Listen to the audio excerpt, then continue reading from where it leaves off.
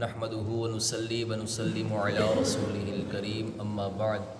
فأعوذ بالله من الشيطان الرجيم بسم الله الرحمن الرحيم عن النعمان بن بشير رضي الله تعالى عنه قال سمعت النبي صلى الله تعالى عليه وسلم يقول إن الحلال بين وإن الحرام بين وبينهما أمور مشتبهات لا يعلمهن كثير من الناس فمن اتقى الشبهات استبرأ لدينه وعرضه ومن وقع في الشبهات وقع في الحرام كالراعي يرعى حول الحمى يوشك أن يرتع فيه ألا وإن لكل ملك حمى ألا وإن حمى الله محارمه ألا وإن في الجسد مضغة إذا صلحت صلح الجسد كله وإذا فسدت فسد الجسد كله ألا وهي القلب أو كما قال عليه الصلاة والسلام صدق الله مولانا العظيم الصلاة والسلام عليك يا رسول الله وعلى آلك وأصحابك يا حبيب الله۔ حضرت نعمان بن بشیر رضی اللہ تعالیٰ عنہ روایت فرماتے ہیں کہ پیارے آقا علیہ الصلاۃ والسلام نے ارشاد فرمایا ان الحلال بین، کہ جتنی بھی حلال کردہ چیزیں ہیں وہ بالکل واضح ہیں، وان الحرام بین، اور اللہ کی حرام کردہ چیزیں بھی واضح ہیں، وبینہما امور مشتبہات، اور ان دونوں کے درمیان یعنی حلال اور حرام کے درمیان کچھ چیزیں ایسی ہیں جو شک میں ڈالنے والی ہیں، یعنی جن کے بارے میں معلوم نہیں ہے کہ وہ حلال ہیں یا حرام ہیں۔ پیارے آقا علیہ الصلاۃ والسلام نے ارشاد فرمایا فمن اتقى الشبہات استبرأ لدینہ وعرضہ، تو جو شخص اپنے آپ کو ان شبہ والی چیزوں سے، شک والی چیزوں سے بچا لے گا تو وہ اپنی عزت اور اپنا دین بچا لے گا۔ ومن وقع فی الشبہات، اور جو بندہ اس کی پرواہ کیے بغیر اس میں پڑ جائے گا، وقع فی الحرام، وہ ان قریب حرام میں پڑ جائے گا۔ پھر پیارے آقا علیہ الصلاۃ والسلام نے اس بات کو ایک مثال کے ذریعے سے واضح فرمایا۔ حضور نے ارشاد میں کرراعی، جس طرح ایک چرواہا ہوتا ہے، وہ اپنی بکریاں چراتا ہے بادشاہ کی چراگاہ کے ارد گرد، یرعا حول الحما یوشک ان یرتع فیہ، قریب ہے اگر بادشاہ کی چراگاہ کے ارد گرد بکریاں چرائے گا تو اس کی بکریاں بادشاہ کی چراگاہ میں چلی جائیں گی۔ آخر میں حضور نے فرمایا الا وان لکل ملک حمن، یاد رکھو ہر بادشاہ کی ایک ممنوع چراگاہ ہوتی ہے، الا وان حمی اللہ محارمہ، اور یاد رکھو اللہ کی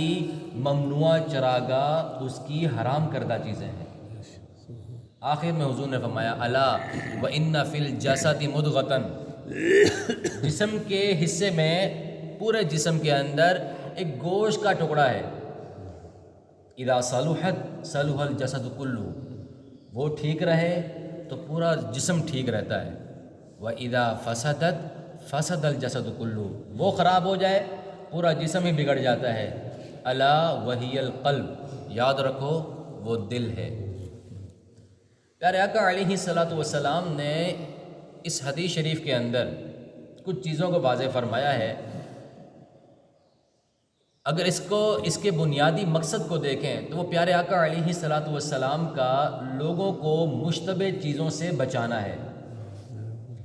حلال اور حرام چیزیں تو بالکل واضح ہیں، لیکن کچھ چیزیں ایسی ہیں جن کے حلال اور حرام کے واضح ہونے میں مشتبہ ہیں، وہ شک ہے کہ پتہ نہیں حرام ہے یا حلال ہے، تو حضور ہمیں جس چیز کے بارے میں شک بھی پڑ جائے نا تو اس سے دور ہو جاؤ۔ اگر اس کی پرواہ کیے بغیر اس میں پڑ جاؤ گے، یار کچھ نہیں ہوتا، کچھ نہیں ہوتا، یا اس سے کوئی فرق نہیں پڑتا، حرام تھوڑی ہے، کہیں لکھا ہوا تھوڑی ہے حرام ہے۔ اگر بندہ اس کی پرواہ کیے بغیر شک والی چیزوں میں، مشتبہ چیزوں میں پڑ جائے گا تو ان قریب آہستہ آہستہ قدم بقدم وہ حرام کے اندر پڑ جائے گا۔ پھر حضور نے اس کو مثال کے ذریعے واضح کیا کہ جس طرح ایک چرواہا ہوتا ہے اپنی بکریاں کو بادشاہ کی چراگاہ کے ارد گرد چراتا ہے، تو بکریوں کو تھوڑی پتہ ہے کہ ہم نے کہاں چرنا ہے اور کہاں نہیں چرنا، وہ تو چلے جائیں گے بادشاہ کی چراگاہ میں۔ بادشاہ نے بکریاں بھی لے لینی ہیں اور اسے سزا بھی دینی ہے، عزت بھی گئی، مال بھی گیا۔ اسی طریقے سے اللہ کی حرام کردہ چیزوں کے قریب بھی جائیں گے نا، قریب بھی، تو ان قریب حرام کے اندر ہی پڑ جائیں گے۔ بندہ یہ سوچے گا میں تو قریب گیا ہوں، حرام تھوڑی کیا ہے۔ جس طریقے سے اللہ تبارک و تعالیٰ نے زنا کو حرام کیا ہے، زنا حرام ہے، لیکن ساتھ ساتھ دواعی زنا، جو زنا کی طرف اسباب لے کر جانے والے ہیں، ان کو بھی حرام کیا ہے۔ غیر محرم کی طرف دیکھنا حرام ہے، یہ زنا تو نہیں ہے نا، اگرچہ حدیث شریف میں اس کو بھی زنا قرار دیا گیا ہے، لیکن زنا عین زنا نہیں ہے۔ زنا کی طرف جانے کا چونکہ راستہ ہے، اس لیے اس کو بھی زنا قرار دیا گیا۔ غیر محرم سے بلا تکلف گفتگو کرنا، بغیر وجہ کے گفتگو کرنا، یہ بھی ایک ذریعہ ہے۔ تو جتنے حرام کی طرف جانے کے ذرائع ہیں، شریعت ان ذرائع سے بھی منع کرتی ہے اور ان کو بھی حرام کرا دیتی ہے۔ ظاہری سی بات ہے، جس احاطے کا دروازہ بند ہوگا آپ جا نہیں سکیں گے، دروازہ کھلا ہوا ہے، راستہ بالکل کلیئر ہے، کوئی بندہ چلا جائے گا۔ اسی طریقے سے شریعت نے دروازہ ہی بند کر دیا، یعنی ان چیزوں کو بھی حرام کر دیا جو جانے کا ذریعہ ہے۔ جب دروازہ بند ہوگا بندہ حرام تک پہنچے گا نہیں، اور جب بندے نے دیکھا دروازہ کھلا ہوا ہے، جب بندے نے دیکھا کہ اس سے کوئی فرق نہیں پڑ رہا ہے، غیر محرم کی طرف دیکھنے میں یا فلمیں ڈرامے دیکھنے میں کوئی فرق نہیں پڑ رہا ہے، تو آہستہ آہستہ قدم بہ قدم ان قریب وہ حرام میں پڑ جائے گا۔ اس لیے حضور نے فرمایا ان چیزوں سے اپنے آپ کو بچاؤ، ان چیزوں سے بچا لو گے خود بخود حرام سے بچ جاؤ گے۔ اور آخر میں حضور نے فرمایا کہ اپنے دل کی حفاظت کر لو بس، اس لیے کہ خواہشات دل میں پیدا ہوتی ہیں، اور جوارے انسان کے اعضاء، اس کے ہاتھ، اس کے پاؤں، اس کی زبان، اس کے جتنے بھی جوارے ہیں یہ دل کی سنتے ہیں۔ دل کے اندر خواہش پیدا ہوئی، دل نے ارادہ کیا، باقی جوارے نے کام کرنا شروع کر دیا۔ اس لیے فرمایا کہ دل کی حفاظت کر لو، دل کے اندر برے خیالات آنے سے اپنے آپ کو بچاؤ۔ دل میں اچھے خیالات آئیں گے، اعمال اچھے ہوتے چلے جائیں گے،